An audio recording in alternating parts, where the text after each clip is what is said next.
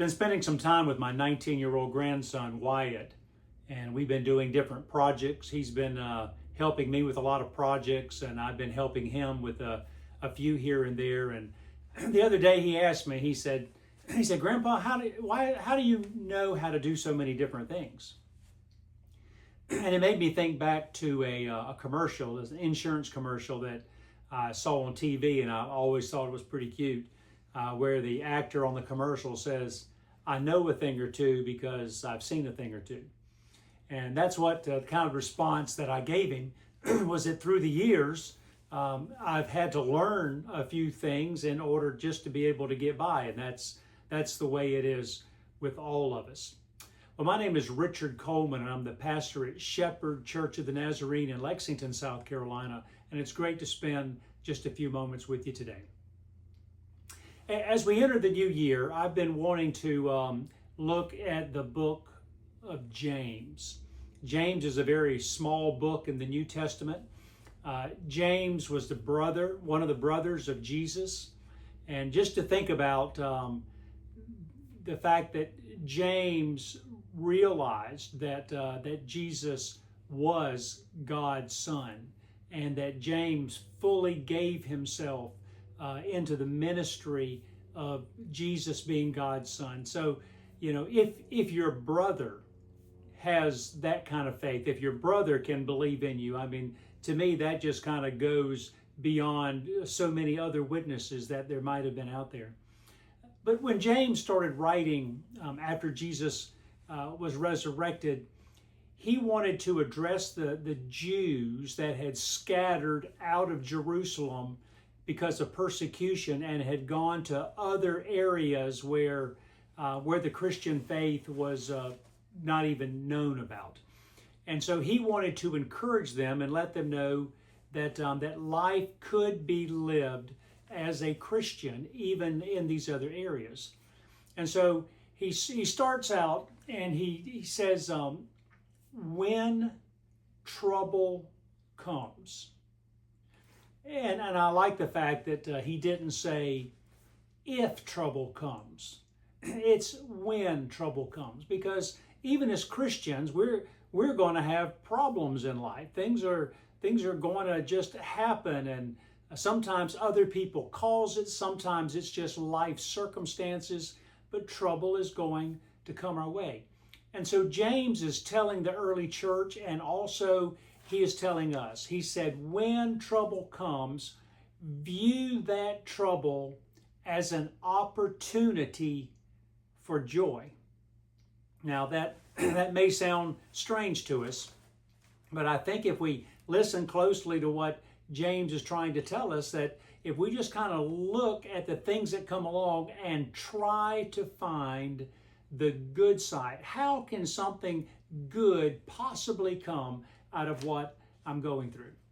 And then James goes on to say, and he tells us, he said, when your faith is tested, it gives an opportunity for your endurance to grow. Well, the other day I was talking about my grandson just a few moments ago, and he and I, we put up on the outside a pull-up bar or a chin-up bar, so that we might could see if we could improve our ability to chin up or do pull-ups throughout this year. And so I said, well, you know, I haven't done one in years and years. Let me see if I can even do one. And so I grabbed hold of the bar and I pulled myself twice. I did two. And I know you're saying, boy, he's certainly a weakling. But I'm going to tell you, if you don't use a certain muscle, then you have to work at it. And so that is the goal that he and I have set. If I can remember, maybe in a year I can let you know where we're all on that. Maybe I'll be up to 4 by then.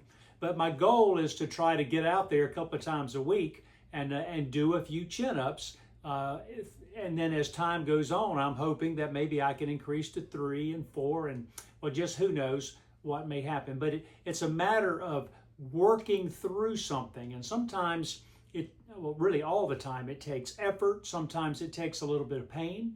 But if we have the endurance to continue to do something, we find that we can improve. That's what James is trying to tell us.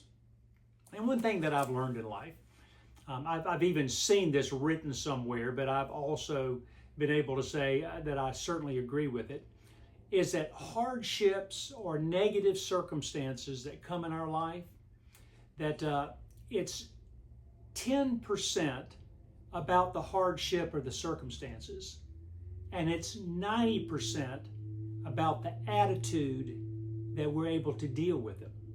And so most of what we do in life is about our attitude. How are we going to handle this negative thing that came in my life?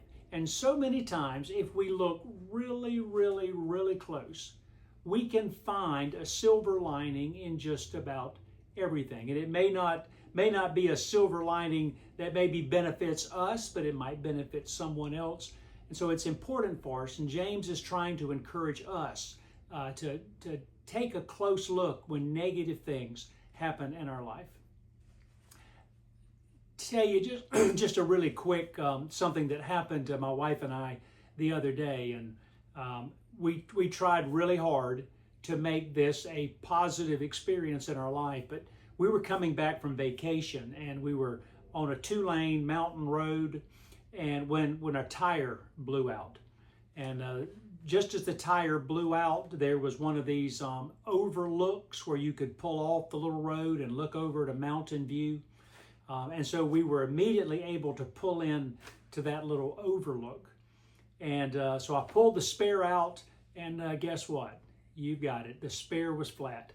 I didn't have a pump with me, and so as people pulled into the overlook, I kept asking people, do you by chance have an air pump in your vehicle? And no one did. And so finally I called AAA Motor Club and told them where I was, and they said it would be an hour and a half before they could get there. And so we were waiting, and another car pulls up. I keep on asking, and I asked one gentleman, do you have a pump? He said, well, I think I do. He said, when I bought this car, one of the perks, they said, was that there's a pump in there somewhere. And he looked and he found it, pumped up the spare tire.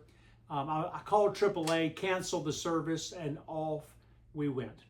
I've looked back at that, and I'm thinking, that just like the end of the vacation, and it just, made things just kind of go downhill and all.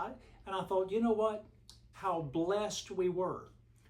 We were in the middle of nowhere on a mountain road, and when that tire blew out, we didn't have to stay stranded on the road or go down the edge of a mountain somewhere. God provided an overlook for us to be able to stop. And we were able to stand there and sit there and look at this beautiful overview, gave us something nice to look at while we waited through all of this. And then ultimately, God sent somebody along that could actually pump the tire up for us. And obviously, went down the road, a few miles, able to get another tire and so forth and so on. But you can take something very negative and start realizing that, there's a lot of good that came out in this, and that God, really did bless us in so many ways. And so that's my encouragement for you as we start into this new year. Take the hardships that come. Like James said, when hardships come, because they will. Let's take a close look at them and see if we cannot find the good parts of that, and that we increase our endurance whenever we look for the positive that the hardships bring our way. So may the Lord bless you and keep you. May his face shine upon you. May you truly be able to look for the positive things that happen in your life this week. Thanks for taking the time and viewing today.